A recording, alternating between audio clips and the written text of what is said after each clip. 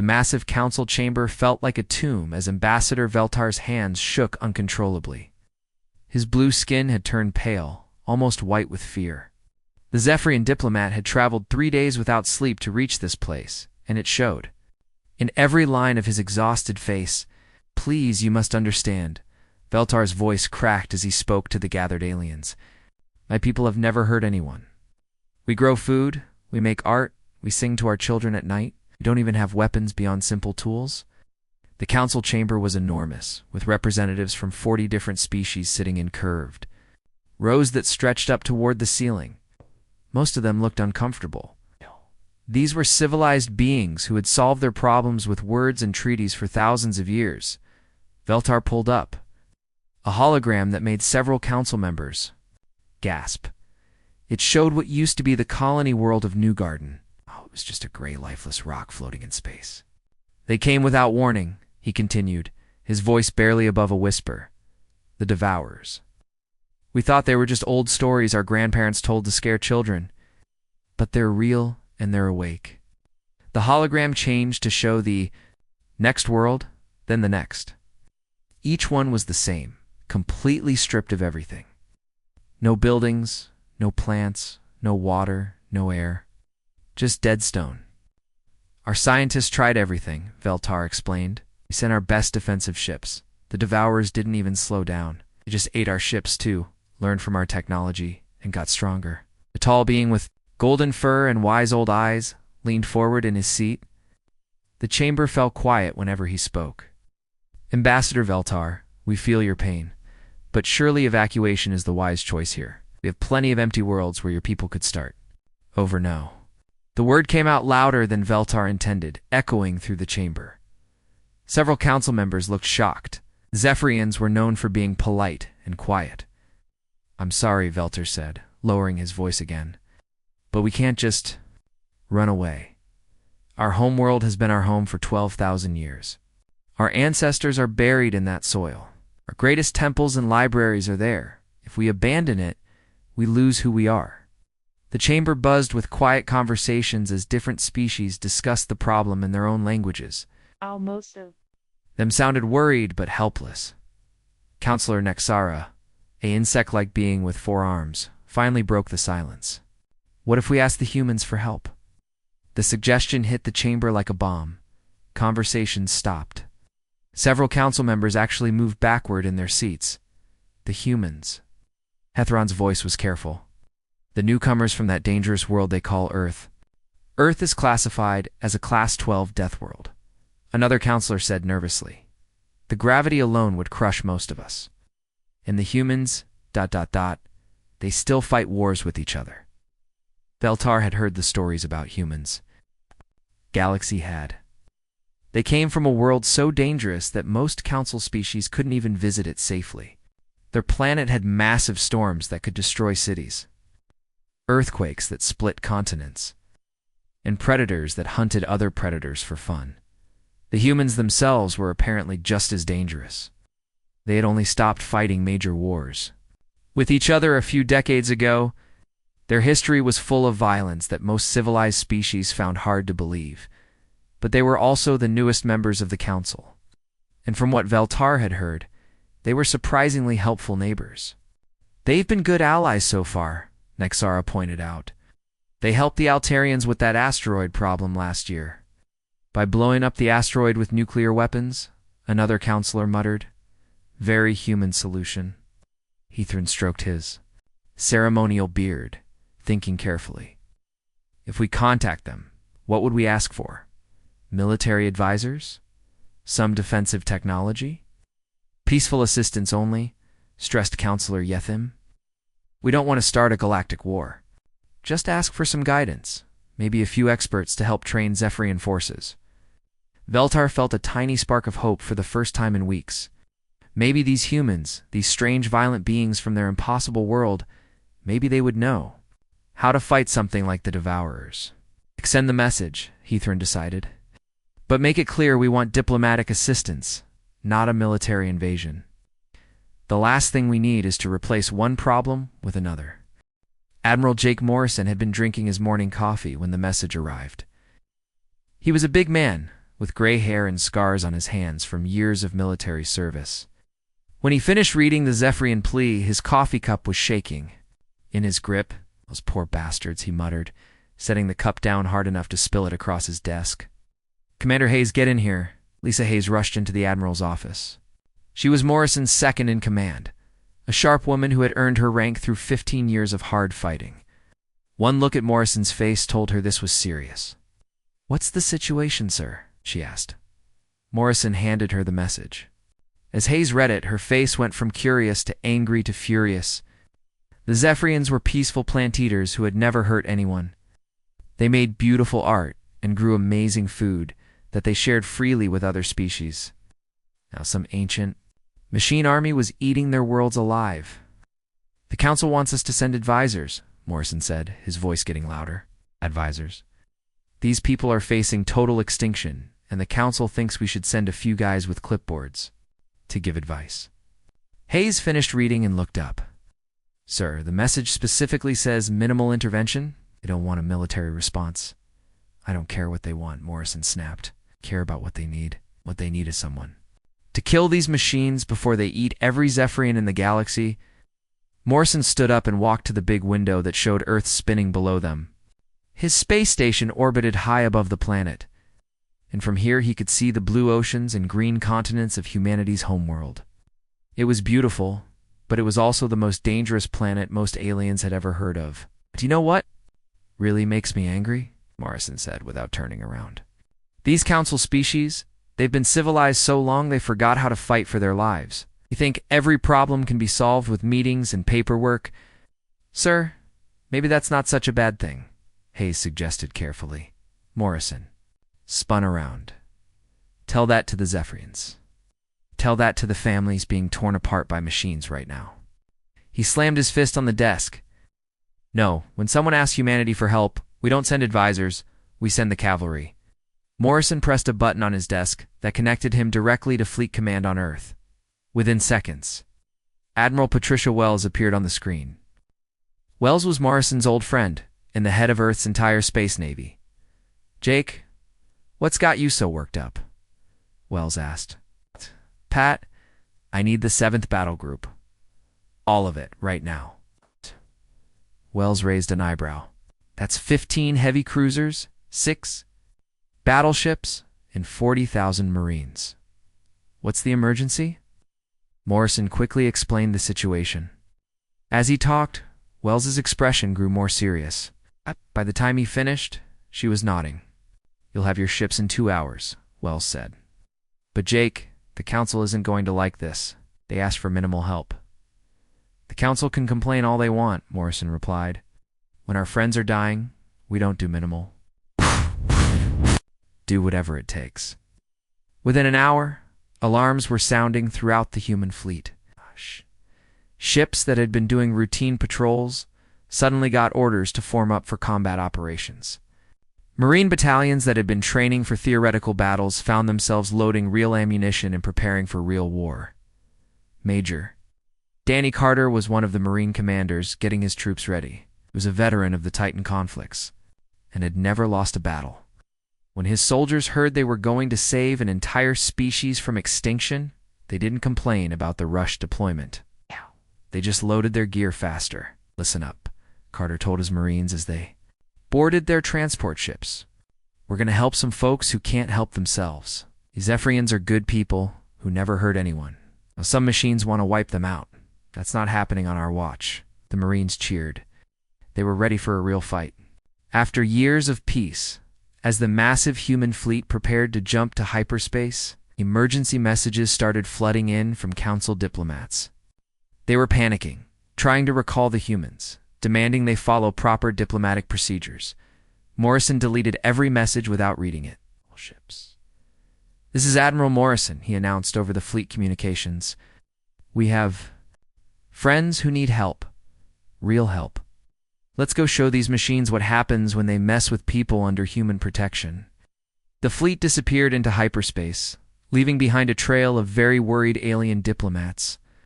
The Devourer machines floated silently in the darkness of space, their metal bodies glinting in the light of distant stars. For 10,000 years, They had been asleep in the galactic core, dreaming their mechanical dreams. Now they were awake and hungry. Their collective mind worked like a giant computer, analyzing everything they encountered. When their sensors detected the approaching human fleet, the machines barely paid attention. According to their calculations, these newcomers were just another weak organic species. The Devourers had seen it all before. Peaceful aliens would show up, realize they were outmatched, and either run away or surrender. Then the machines would strip their worlds bare, adding the resources to their ever-growing swarm. But as the human ships got closer, something felt different. These vessels weren't running away or sending surrender signals. Instead, they were accelerating, heading straight for the Devourer fleet like bullets fired from a gun. Captain Rex Thompson stood in the cockpit of his marine dropship, watching the enemy ships grow larger through the viewport. He was a tough man with a beard and arms covered in tattoos from his years of service. Behind him, 30 Marines checked their weapons and armor one final time. "Listen up, Marines," Thompson shouted over the noise of the ship's engines. "Those machines down. They have been eating innocent people for months. Today, we're going to give them some indigestion." The Marines laughed, but their eyes were hard. They had seen the images of destroyed Zephyrian colonies, entire cities turned into empty craters, families torn apart by machines that felt nothing. Through his helmet radio, Thompson could hear similar conversations happening in dozens of other dropships. Human Marines were getting ready to do what they did best: fight for people, couldn't fight for themselves. The Devourer machines on the planet below detected the incoming dropships and prepared their standard response. They would destroy a few ships to show their power, then demand surrender. It always worked. It didn't work this time. "Incoming missiles," someone shouted over the radio. But the human pilots didn't change course. They flew through the enemy fire like it was just rain, dodging and weaving between explosions that would have destroyed any other species' ships. Thompson's dropship hit the ground hard, its landing engines kicking up clouds of dust. The back ramp dropped and 30 Marines poured out, their weapons already firing at the Devourer constructs that came to meet them. Sergeant Kelly Davis was the first one out, her rifle spitting bullets at a spider-like machine the size of a small car. The construct tried to analyze her attack pattern, but Davis wasn't following any pattern. She was fighting like a human, unpredictable, creative, and absolutely furious. "Take cover behind that rubble," Davis yelled to her squad. "Johnson, get that rocket launcher set up." Rodriguez flanked them from the left. The Devourer machines had never encountered anything like this. Every other species they had fought used logical, predictable tactics. They would form defensive lines, call for reinforcements, and retreat when things got bad. Humans did the opposite of everything the machines expected.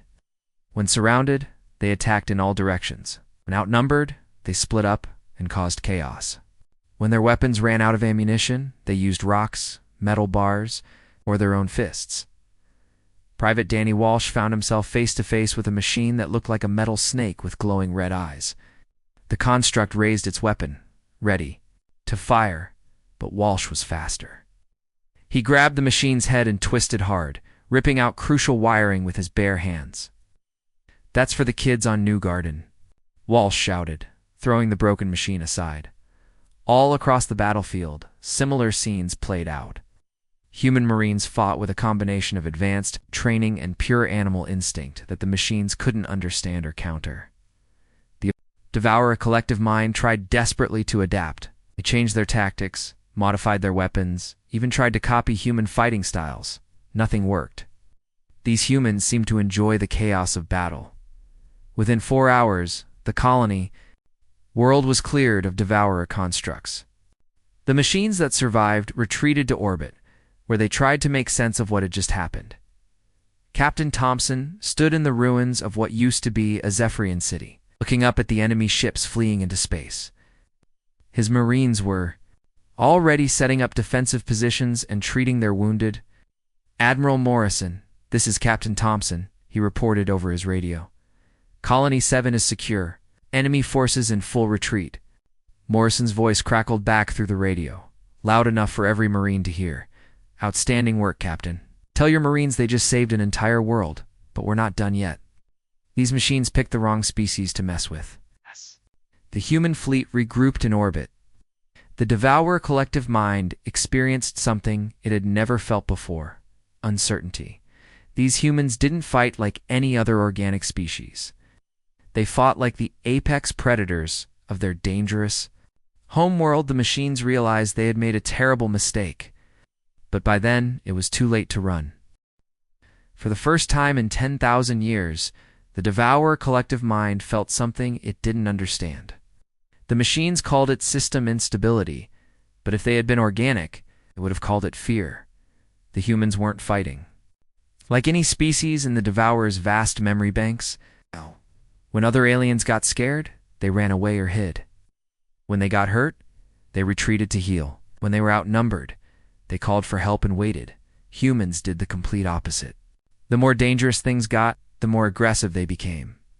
It was like fighting wild animals that had somehow learned to use spaceships and laser rifles. Colonel Mike Johnson was proving this point as his assault team cut through the hull of the largest Devourer command ship. Johnson was a stocky man, with graying hair, who had been fighting wars since he was 18 years old. He moved through the enemy ship like he owned the place. Breach the next bulkhead. Johnson shouted to his team over the sound of cutting torches and enemy fire. These tin cans picked the wrong fight. The Devourer constructs inside the ship tried to understand what was happening. Their tactical program said that boarding actions were supposed to be slow, careful operations. Attacking force should advance cautiously, taking minimal risks. Johnson's Marines were doing neither. They were cutting through the ship's defenses like hungry wolves, moving so fast that the machine defenders couldn't keep up. Every time the Devourers set up a defensive position, the humans would find a way around it, through it, or over it. "Sir, we've got heavy resistance in Corridor 7, reported Sergeant Tony Martinez over the radio. "Then don't use Corridor 7, Johnson replied. "Blow a hole in the wall and make your own corridor." The sound of explosives echoed through the ship as Martinez's team did exactly that. The Devourer machines tried to recalculate their defense plans, but the humans kept changing the rules. Meanwhile, space around the battle, Captain Ann Wilson was tracking the movements of the entire Devourer fleet from her destroyer's bridge. Wilson had sharp eyes and 20 years of experience reading enemy tactics. "Admiral, the remaining enemy ships are pulling back toward the Galactic core," she reported. "It looks like they're trying to retreat." Admiral Morrison's voice came back. "Immediately, like hell they are. All ships pursue and engage. These machines want to run. Show them what a real hunt looks like." The human fleet split apart like a pack of wolves surrounding prey. Morrison had studied the tactics of Earth's greatest predators, and now he was putting those lessons to use in space. "Battle Group Alpha, swing around to their left flank," Morrison ordered. "Battle Group Beta, hit them from below. Battle Group Gamma, straight up the middle. Don't let a single one of these machines escape." The Devourer collective mind tried desperately to understand what was happening. According to all their calculations, the humans should have been satisfied with their victory. They had saved the colony world. Mission accomplished. Most species would have gone home at this point, but humans weren't most species. They were apex predators from a world where everything tried to kill everything else. They had spent millions of years learning how to hunt, and they were very good at it. "Target their engine systems," called out Commander Brian Foster from his cruiser.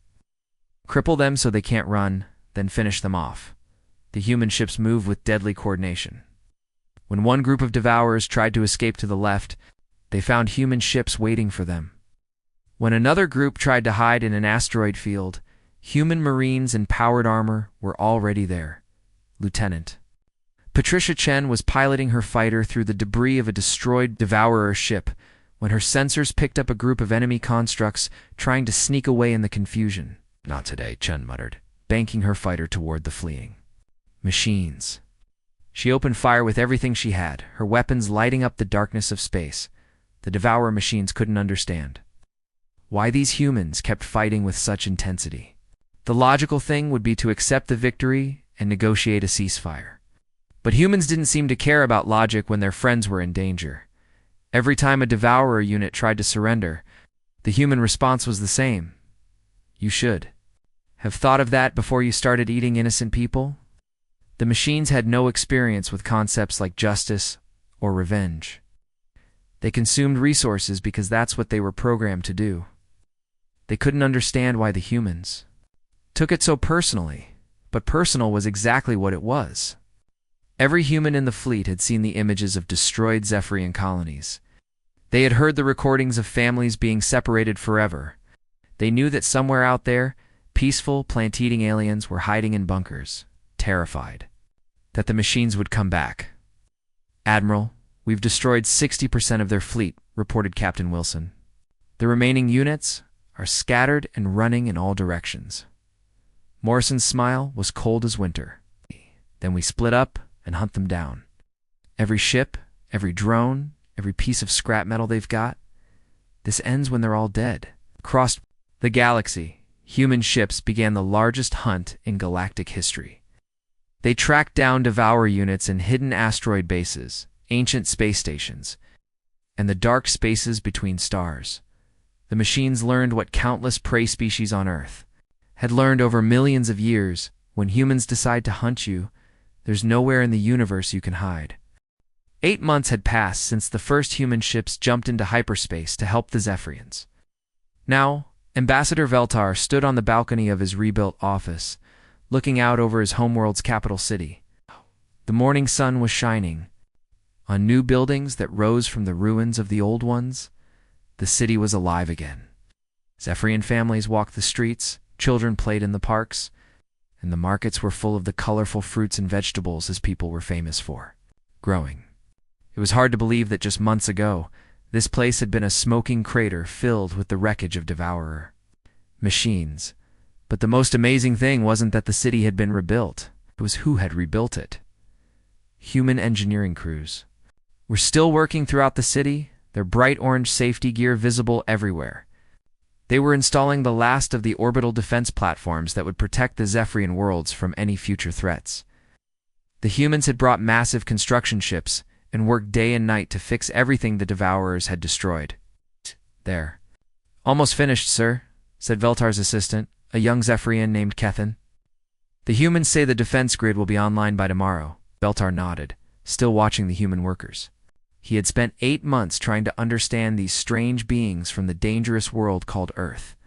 They had arrived like a storm of violence, destroyed an ancient enemy that had seemed unstoppable, and then immediately started fixing everything they had broken in the process. Heavy footsteps on the balcony made Veltar turn around. General Kate Anderson was walking toward him, her military boots making sharp sounds on the stone floor. Anderson was a tall woman with short gray hair and scars on her face from years of fighting. Her armor still showed burn marks from the final battle against the Devourer command ship. "Ambassador," Anderson said with a respectful nod, "we'll be finishing up here in the next few days. The defense platforms are online. Your people have been trained to use them. And we've left complete technical manuals for maintenance." Looked at the general for a long moment. This woman had led the assault that destroyed the last Devourer stronghold. She had personally fought through enemy ships, saving thousands of Zephyrian lives. And now she was talking about leaving like it was just another job. "General Anderson," Veltar said quietly, "I need to ask you something that has been bothering me for months." "Go ahead," Anderson replied. "Why?" Veltar's voice was filled with genuine confusion. "You could have demanded anything from us. Our best agricultural worlds, mining rights to our asteroid belts, exclusive trading agreements. Your fleet could have conquered half the galaxy after destroying the Devourers. Instead, you ask for nothing except permission to help us rebuild." Anderson was quiet for a moment, looking out over the busy city below them. Human and Zephyrian workers were collaborating on construction projects, sharing tools and techniques. It was a scene that would have been impossible to imagine before the war. "You know, it's funny," Anderson finally said. "Back on Earth, a lot of people thought we were crazy for sending such a big fleet to help strangers. Some politicians said, 'We should have just sent advisors like the Council wanted.' Then why didn't you?" Veltar asked. Anderson turned to look directly at the ambassador. Because you asked for help. When someone asks humanity for help, we don't do things halfway. We don't send a few advisors to watch your people die slowly. Send everything we've got. But you gain nothing from this, Veltar protested. We gained everything, Anderson replied firmly. We gained friends. We gained the knowledge that there's a little more peace in the galaxy. We gained the satisfaction of knowing that Zephyrian children will grow up safe. She paused and smiled, the expression making her scarred face look almost gentle. You want to know the real truth? Most humans would rather die fighting for strangers than live comfortably while innocent people suffer. It's just how we're built. Veltar felt tears forming in his large eyes. His people had spent months trying to figure out how to repay the humans for their sacrifice. Now he was learning that the humans didn't want to be repaid. They had helped because helping was the right thing to do. There is something else, Anderson continued. President Johnson wants me to give you this. She handed Veltar a small device that looked like a simple communicator. But when he examined it closely, he could see it was much more sophisticated than anything his people made. It's a direct line to Earth, Anderson explained. Anyone ever threatens you again? If anyone even looks at you wrong, you press that button. Every human ship in the galaxy will come running. How many humans would come? Veltar asked. Anderson's smile became wider and somehow more dangerous. All of them. 3 days later, the human fleet prepared to leave Zephyrian space. Veltar stood with thousands of other Zephyrians at the spaceport. Watching the human ships lift off from the planet's surface, the ships were huge and powerful. Covered in the scars of battle, but somehow beautiful in their deadly efficiency. As they rose into the sky, Zephyrian children waved goodbye to the human soldiers who had become their heroes. On Earth, President Michael Johnson addressed the nation from the White House. His speech was broadcast across the human colonies, and even transmitted to alien worlds that wanted to hear it. 8 months ago, we received a call for help, Johnson said. Today our friends are safe, their worlds are rebuilt, and the galaxy is a little bit more peaceful. We didn't do this for glory or profit. We did it because it was right. We'll do it again, anytime, anywhere, for anyone who needs our help. In the years that followed, the Zephyrians built monuments in every city on every world. But they weren't monuments to their salvation or their survival. They were monuments to the humans who had traveled across the galaxy to fight for strangers, asking nothing in return except the chance to do the right thing.